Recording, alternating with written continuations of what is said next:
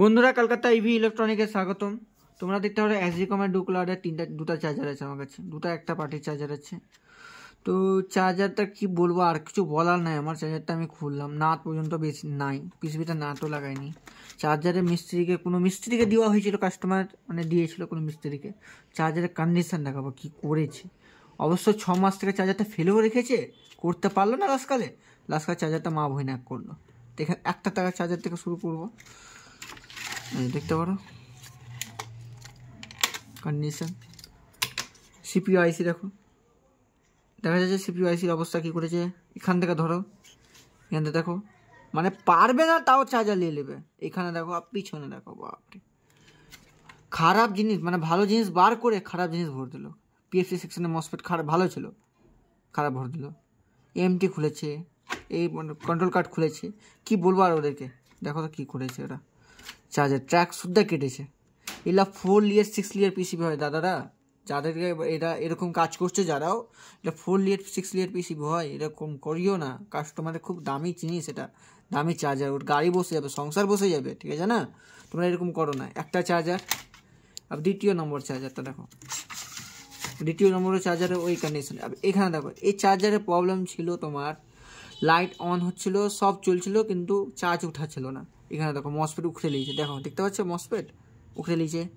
এবার এখান থেকে দেখো কী করেছে, প্রপার সব পিন কেটেছে। এই যে দেখো, এখান থেকে দেখো চার্জারটার অবস্থা। এই কন্ডিশনে চার্জার রিপেয়ার করতে পারবো? সিপিইউ দেখো পুড়িয়ে দিয়েছে পুরো, সিপিইউ আইসির কাছে। এখানে যে কন্ট্রোল কার্ড বাদ যাবে। আমি যদি পার্টিকে এখন খরচা বলি না, পার্টি বলবে এত কেন খরচা, অনেক বেশি লিচ্ছ। তখন আমি কি করব?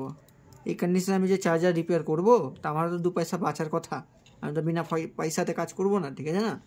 তো এই কন্ডিশনে দেখো চার্জারের খরচা অনেক বেশি পড়ে যাবে। আমার কাছে ডাইরেক্ট নিয়ে আনো, ডাইরেক্টে কম খরচা পড়বে, 3000-4000 মধ্যে রিপেয়ার হয়ে যাবে, ঠিক আছে না? আর তোমরা যদি এইভাবে ঘুরিয়ে পেঁচিয়ে আনো, তো এই চার্জারে এখন যদি আমি কন্ট্রোল কার্ড পাল্টাই, ঠিক আছে, মসফেট পাল্টাই, পিএফসি সেকশনের মসফেট পাল্টাই, তার সাথে এই ওপেম আইসিটা পাল্টাই, তারপরে এই 722 আইসি খারাপ হবেই, ঠিক আছে না? এসব পাওয়ার সেকশনটাও ঠিক করতে হবে, 10-15 লাগাতে হবে প্রপার। সব পার্টস খুলেছে, সব লাগিয়ে জানো। মিনিমামও এর মধ্যে যদি মিনিমামও লাভ করি, আমি যদি বলে দিলাম তোমাকে, যদি 1000 টাকাও লাভ করি না, 60,000 টাকা খরচা আছে এর মধ্যে আমার। পিএফসি সেকশনে কয়েল লাগবে, ফের কয়েলটা পাল্টেছে। এই যে দেখো, কয়েলও ভালো ছিল, কয়েলটা খুলে খারাপ কয়েল ভরে দিয়েছে। আর বলো কি বলবো ওই মিস্ত্রিগুলোকে যে এরকম কাজ করছে।